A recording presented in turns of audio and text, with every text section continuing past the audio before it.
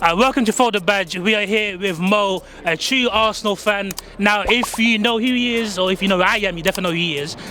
We're outside the Emirates. Arsenal have just beaten Crystal Palace 4-1. Great performance by Arsenal and Arteta. What do you think the difference is from last season? There were a lot of talk about Arteta out. He seems to have proved a lot of people wrong. What do you think the reason is? No Lacazette. No Lacazette and no Aubameyang. No, honestly, do you know what? It's like, look at what happened with Tottenham yesterday, right? And Conte's comments.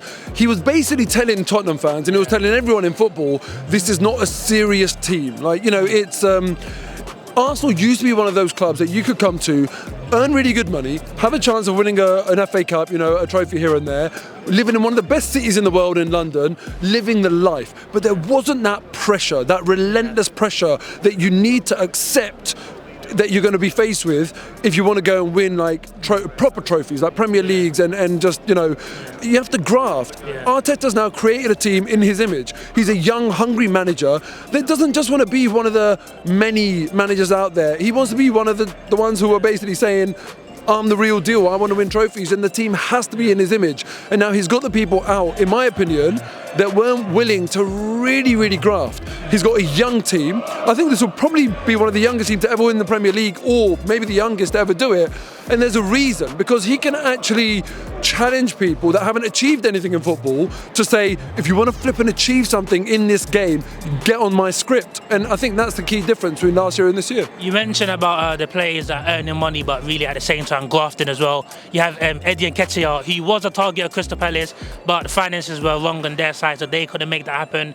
And now you have Balogun, who's also in the League R, just tearing things up. Yeah. Next season, when he comes back, you'll now have 3 strikers, Jesus included. Yeah. Do you think that would be enough for like the front 3, or in terms of rotation, or do you feel like maybe Balogun should be loaned out, or do you feel another striker should come in? Give me Balogun straight away. He is killing it in Liga. If people aren't aware, he's killing it, and he's not playing for a top club. If he went to PSG and was killing it, playing next to the GOAT, you know, fine, but he is killing it for a team that's not even a top club in Liga. And as far as I'm concerned, honestly speaking, if you, let's say for example, Chelsea don't have a striker right now, if someone said to Chelsea, you can choose between Nketiah and you can choose between Balogun, who would you want? People will go for Balogun right now, because Balogun is killing it. So when he comes back to Arsenal, for me, he's the understudy to Gabriel Jesus. And Nketiah, you've got to step up. Nketiah's been fine this season, but Balogun has proved himself to be one hell of a player. Why do you think Balogun wasn't called up for the national squad? I thought he would have called up for England, but he didn't. That's a good point, actually. I haven't even thought about that. But the fact is, look, Harry Kane, world-class striker. He's always done it for England, even though he messed it up in the tournament anyway. But he's obviously going to be first choice. Yeah. Ivan Toney's killing it as well. He's doing really well.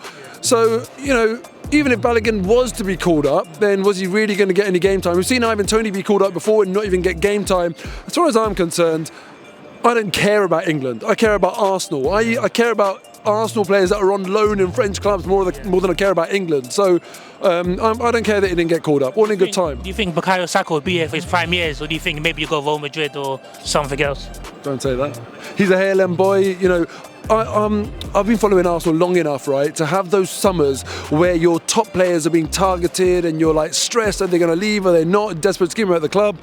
But I don't have that like naivety anymore with players staying at Arsenal. The only time I ever kind of expect players to show us that loyalty is when they're Hale End boys. Bukayo Saka is a Hale End boy. So from him, I really hope we get that loyalty. And if he's one hell of a player, if Arsenal can match his ambition, I want him to stay. And it looks like we're matching his ambition. Look at him, 12 goals, 10 assists in the league this season. He's hit the double-double, you know? So he's thriving here, absolutely thriving. He's one of the players of the season. If I were to say to you, other than Haaland, who's player of the year this year, for me it's Saka. For me it's Saka. Yeah, for me it's Saka. So he's killing it here, no reason to leave. Earn your money, win your trophies, create a legacy, stay at Arsenal. If Arsenal don't win the season, is it a failure? Oh God, no, it's not. It's not a failure, because, you know, even now, it's tough. Even now it's tough with the fixtures that we've got, and you think about what Arsenal were hoping to achieve at the start of the season. So no, it's not a failure, but it will be a very, very bitter pill to swallow if this team doesn't win anything this season, because they're a special team and they've done so well, which is why I'm so disappointed to get knocked out of the Europa League, because as soon as we got knocked out, I felt exposed in a way that I didn't think I'd feel. Not a blessing in disguise. No, not for me. No, I don't buy that unambitious mindset. When we got knocked out, I felt exposed because that was like an insurance policy for us if we don't win the Premier League, that we can still go in the Europa League and we can still say this team delivered a trophy. If we don't win the Premier League now, it doesn't feel right for this team to not win a trophy this season because of how good they've been. But fingers crossed we do it. And last but not least, you got a young core group of young players: Odegaard, Saka, Martinelli. What's the future looking like for Arsenal the next 3 to 5 years? Listen, it's hard to say because other teams are going to come back hard next season. Look, Man United might be Qatar FC next season, you know. Man City, if they don't win the league, they'll respond. Chelsea, God knows what they'll do. They might not even have Champions League, so it'll be a big response from Bowley and all of his millions. So it's tough. You can't ever second guess it in football, but I do hope that if this team, especially this season, wins the league, we can go and build a little dynasty here, a really successful period in Arsenal's history with this special group of players. Is there any similarities between now and the team that you guys had in 01, 02, 03, 04 when you were challenging every season? No, because I think back then we actually had superstars. There were some players in that team that were true superstars, you know, Henry, Vieira. Right now, this team, who's our biggest global superstar? Actually, do you know what? It's a bunch of hard-working, like-minded players, and there's no big egos in the team. I'm saying that there were back then, but there were real stars.